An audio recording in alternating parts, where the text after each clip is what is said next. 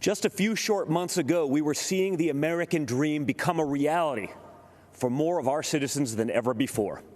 The greatest prolonged economic expansion in American history, the lowest unemployment rate in nearly 50 years, the lowest unemployment rates ever for Black Americans, Hispanic Americans, women, and pretty much every other demographic group. And then, courtesy of the Chinese Communist Party, the virus struck. The president quickly took action and shut down travel from China. Joe Biden and his Democrat allies called my father a racist and a xenophobe for doing it. They put political correctness ahead of the safety and security of the American people. Fortunately, as the virus began to spread, the president acted quickly and ensured ventilators got to hospitals that needed them most. He delivered PPE to our brave frontline workers, and he rallied the mighty American private sector to tackle this new challenge. There's more work to do, but there is a light at the end of the tunnel. Job gains are outpacing what the so-called experts expected. But Biden's radical left-wing policies would stop our economic recovery cold. He's already talking about shutting the country down again. It's madness.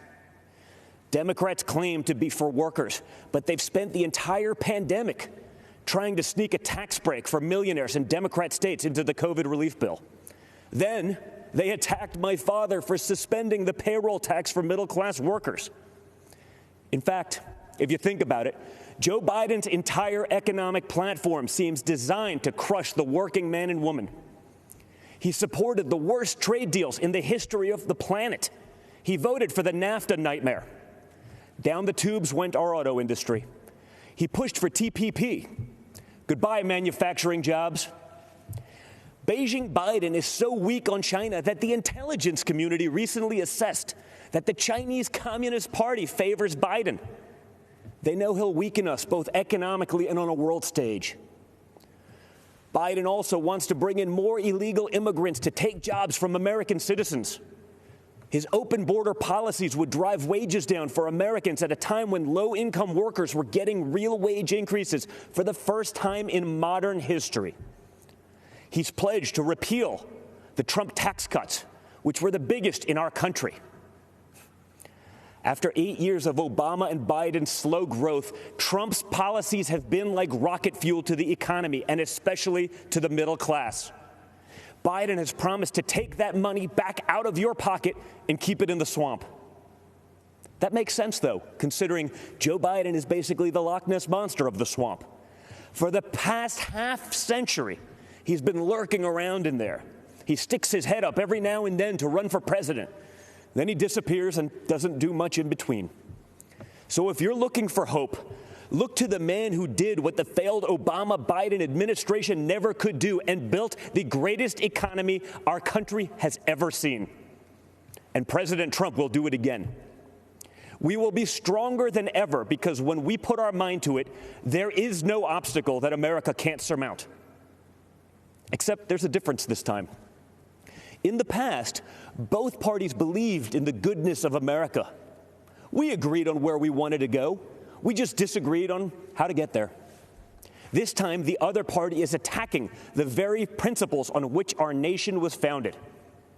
Freedom of thought, freedom of speech, freedom of religion, the rule of law.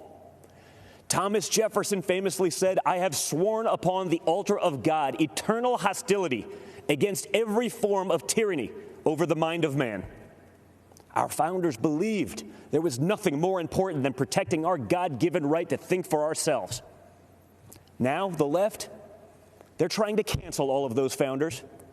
They don't seem to understand this important principle. In order to improve in the future, we must learn from our past, not erase it. So we're not going to tear down monuments and forget the people who built our great nation. Instead, we will learn from our past so we don't repeat any mistakes. And we will work tirelessly to improve the lives of all Americans. Joe Biden and the radical left are now coming for our freedom of speech. They want to bully us into submission. If they get their way, it will no longer be the silent majority. It will be the silenced majority. This has to stop. Freedom of expression used to be a liberal value, at least before the radical left took over. Now the Republican Party is the home of free speech, the place where anyone from any background can speak their mind, and may the best ideas win. People of faith are under attack.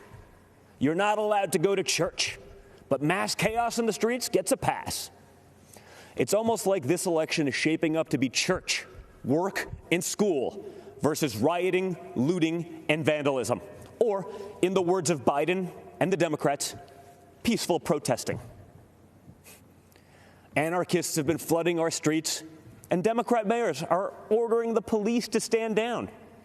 Small businesses across America, many of them minority-owned, are being torched by mobs. The Democrat mayors pretend it's not happening. They actually called it a summer of love.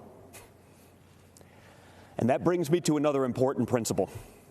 Every American must be free to live without fear of violence in your country, in your communities, and in your homes.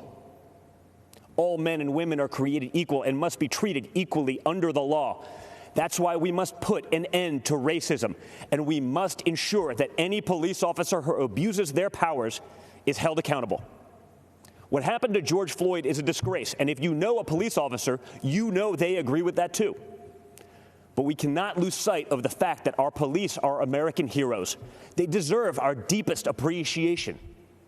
Because no matter what the Democrats say, you and I both know when we dial 911, we don't want it going to voicemail.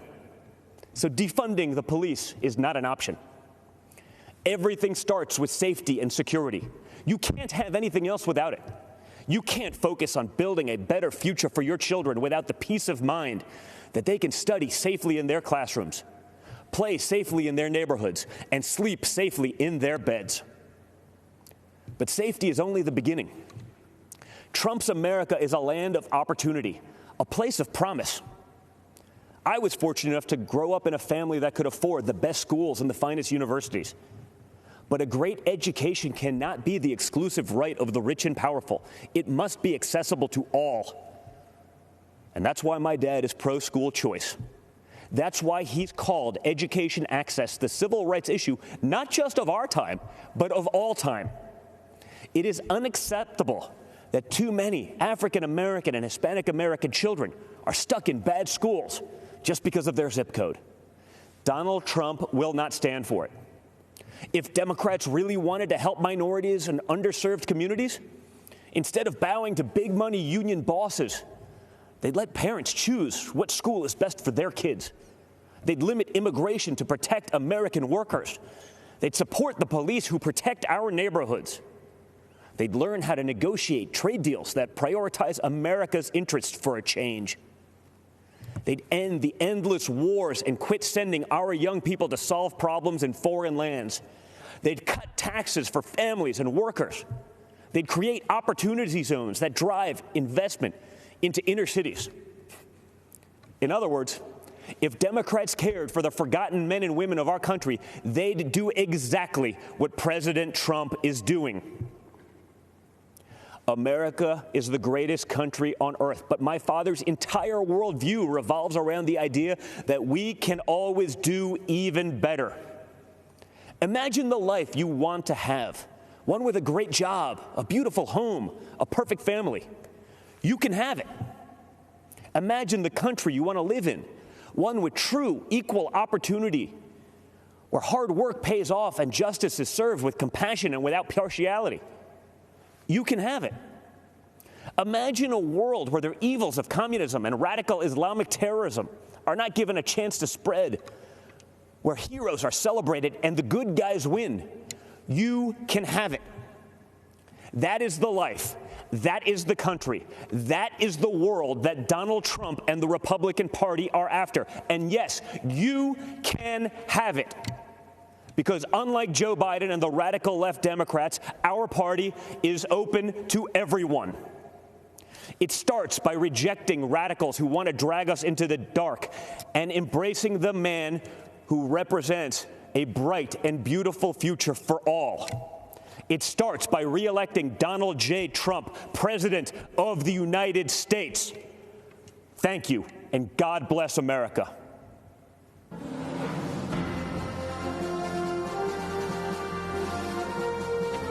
I'm Catalina Lauf. I work in the political space. And I'm